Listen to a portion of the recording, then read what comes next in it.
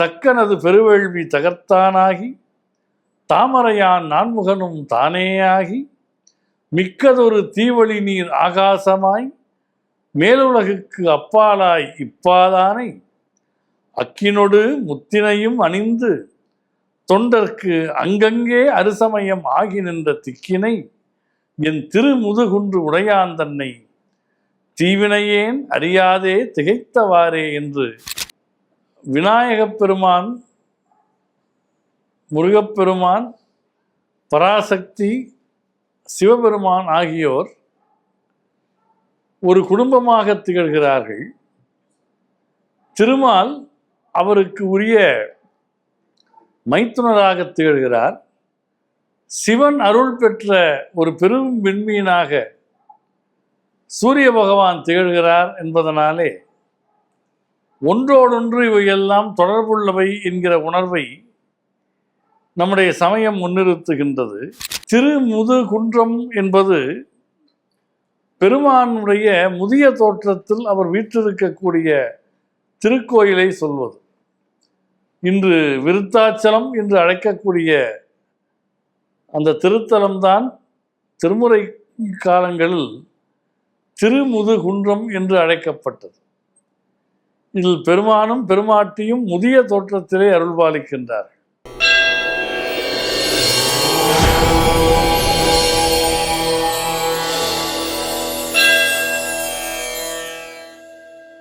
தெய்வத்தமிழ் TV நேயர்களுக்கு வணக்கம்.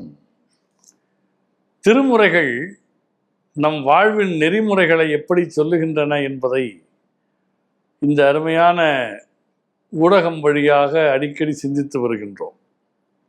இதிலே நாவுக்கரசர் பெருமான் அருளி செய்திருக்கிற மற்றொரு அருமையான பாடலை இன்றைக்கு காண்பதாக இருக்கின்றோம்.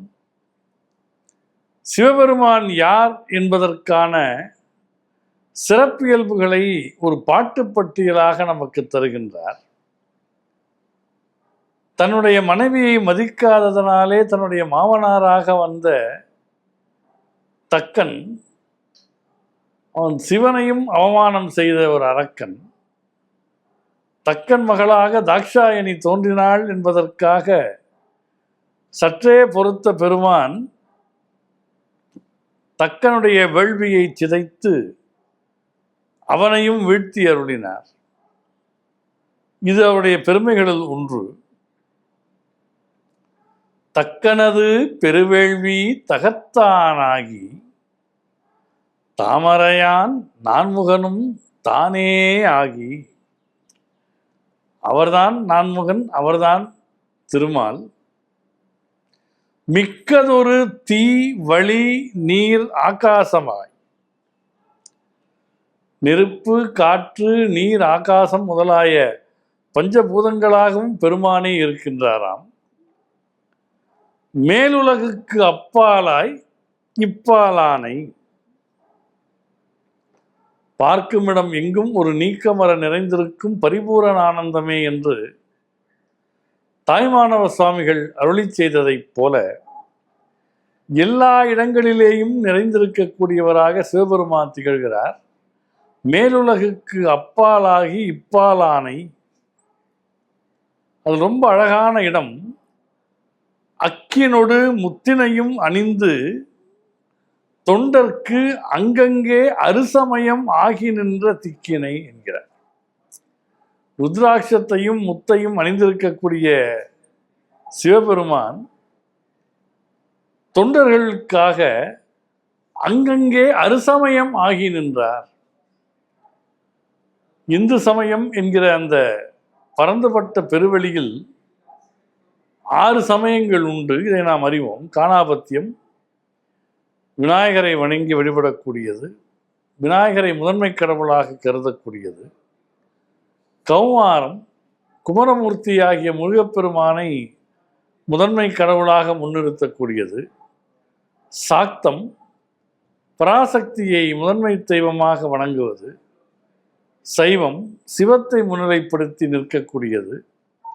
வைணவம் திருமாலை மையப்படுத்திய பெரும் சமயம். அதுபோல் சௌரம் சூரிய வழிபாட்டை சொல்லுவார்கள்.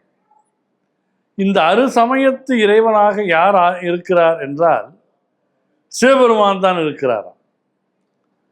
அக்கினோடு முத்தினையும் அணிந்து தொண்டர்க்கு அங்கங்கே அருசமயம் ஆகி நின்ற திக்கினை.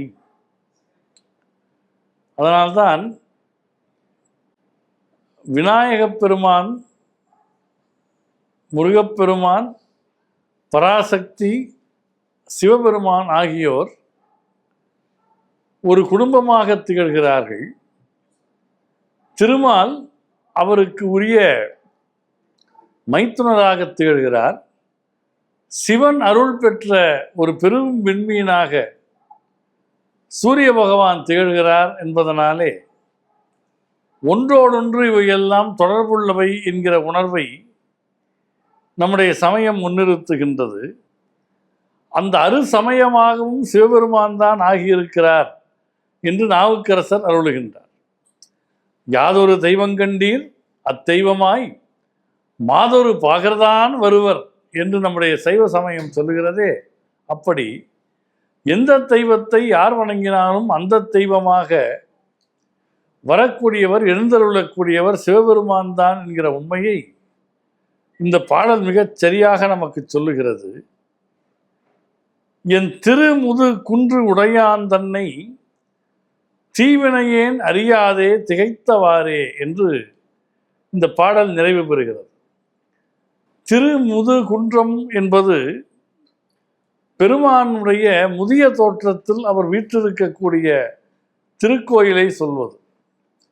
இன்று விருத்தாச்சலம் என்று அழைக்கக்கூடிய அந்த திருத்தலம்தான் திருமுறை காலங்களில் திருமுது குன்றம் என்று அழைக்கப்பட்டது.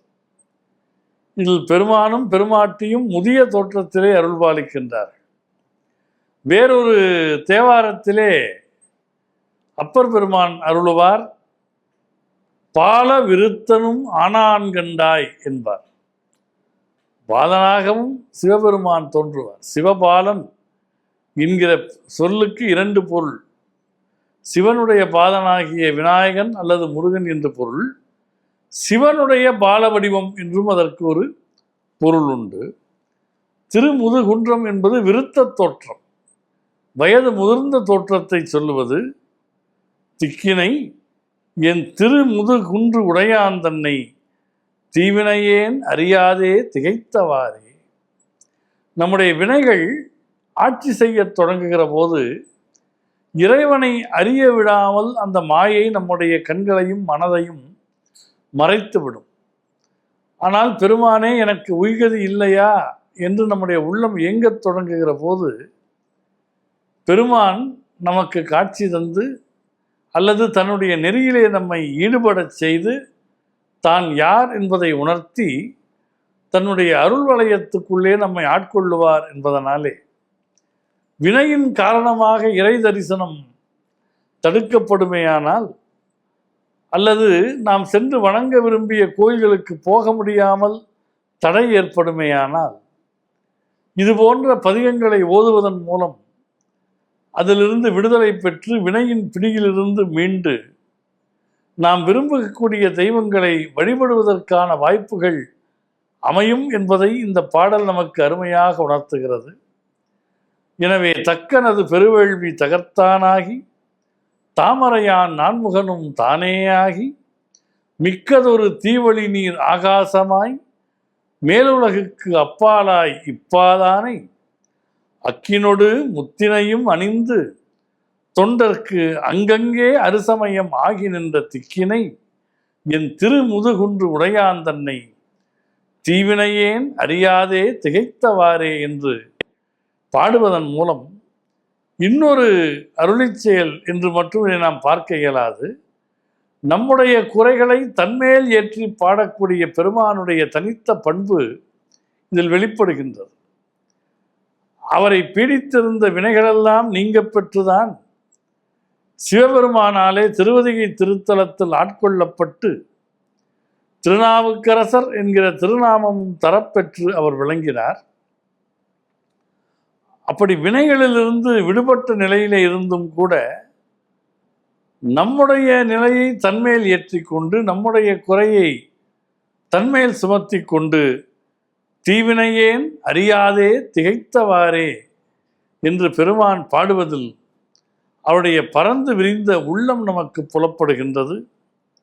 திருமுறை ஆசிரியர்கள் வழி வழியாக ஆச்சாரிய நிலையிலே நின்று உயிர்களை ஆட்கொண்டு அந்த உயிர்களை சிவநெறியில் உய்விக்கக்கூடிய ஒரு உன்னதமான பணியை மேற்கொண்டவர்கள். அத்தகைய அரும்பணியை, திருப்பணியை அவர்கள் செய்ததனுடைய நிலைபேறுள்ள செல்வங்களாக, புதையல்களாக, கருவூலங்களாக இந்த திருமுறைகள் அமைந்திருக்கின்ற அழகை நாம் பார்க்கின்றோம்.